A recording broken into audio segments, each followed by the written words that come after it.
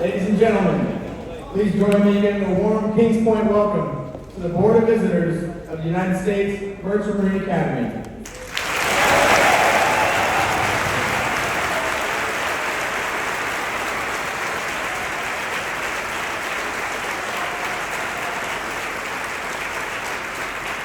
These esteemed leaders provide independent advice and recommendations to the President of the United States, the Secretary of Transportation, and Congress. Their recommendations shape the future of our Academy. Joining us today are the Honorable Mark Kelly, United States Senator from Arizona.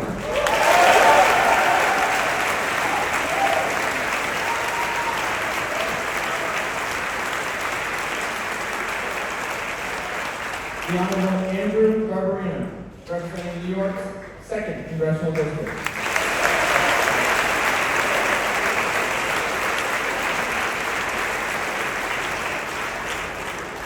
The Honorable Dave Valadeo, representing California's 22nd Congressional District.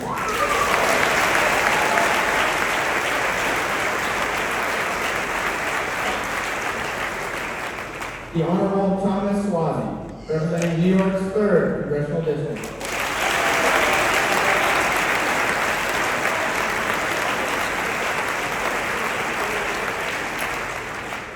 Claudia Semini, Kings Point, class of 1990, Executive Vice President, Marine Engineers Beneficial Association.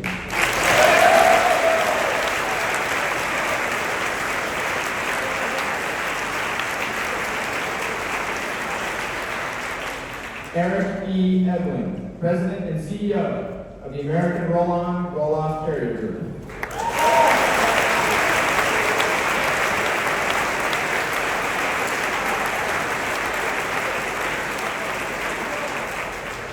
Nicholas M. Logogitis, Vice Chairman of Libra Group.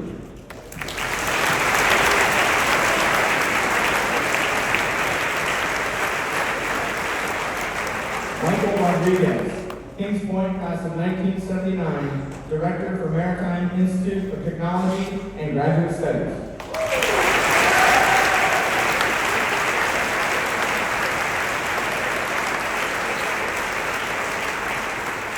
Rear Admiral Wayne R. Argan, Jr., U.S. Coast Guard Assistant Commandant for Prevention Policy.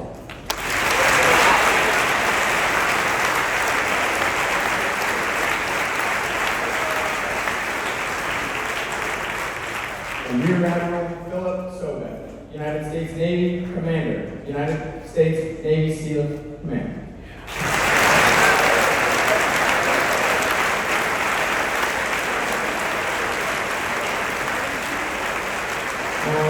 Introduce to all of you the Chairman of the Board of Visitors, Senator Mark Kelly, Kings Point, class of 1986.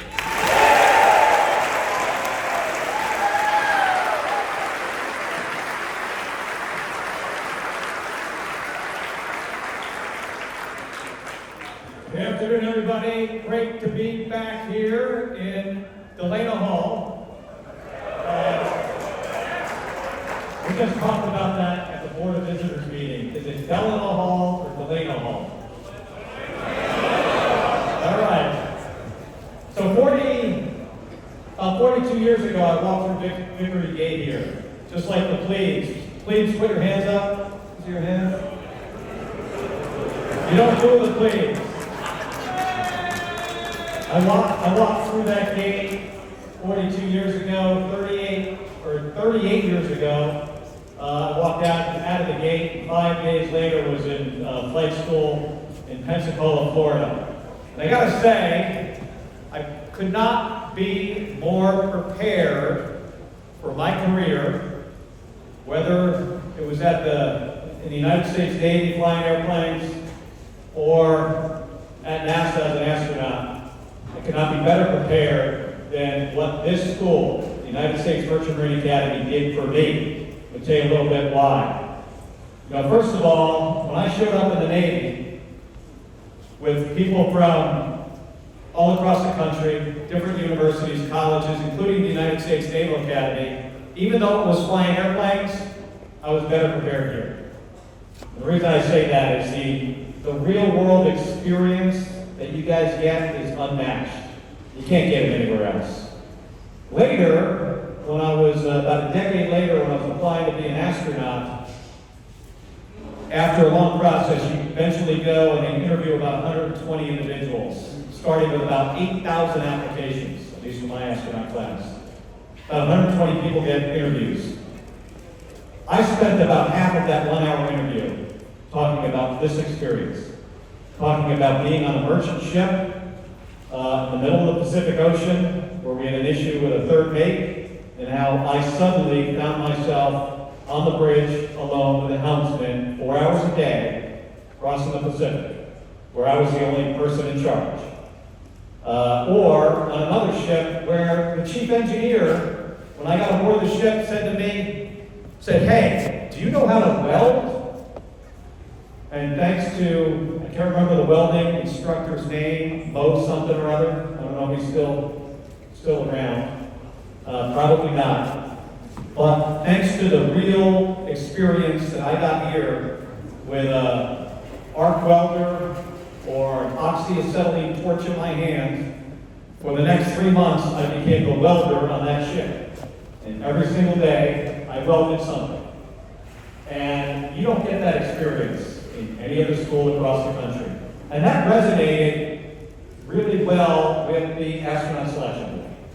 And I would say more than anything else, the fact that I went to this school was the primary reason that I had the opportunity to serve our country in space.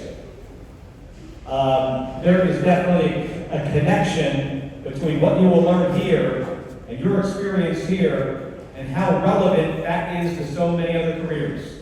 And it doesn't have to be in the Navy. It doesn't have to be at NASA. Whether you're aboard a ship or decide to go into the Army or the Air Force, you guys have the best experience, I think, that this country offers to somebody between the age of 18 and 22.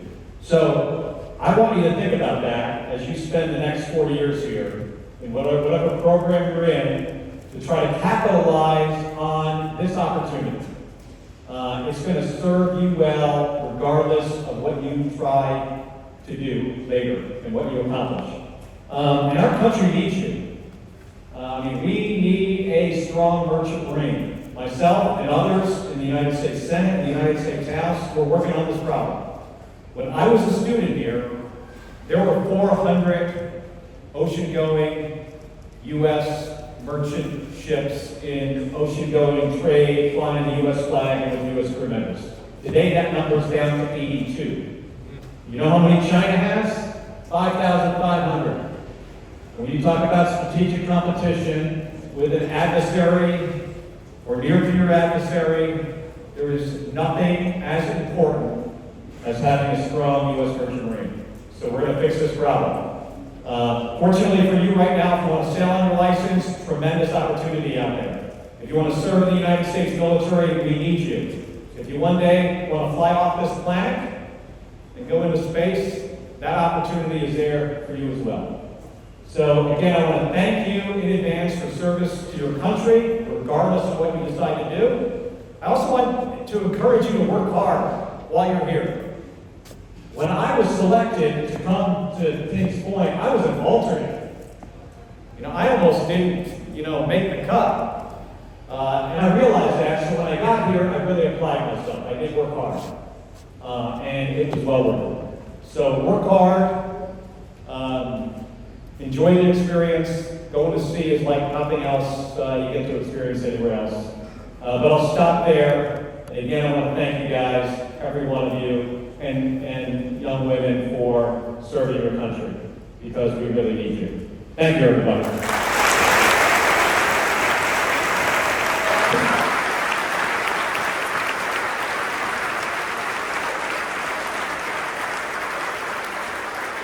No more announcements? Grace.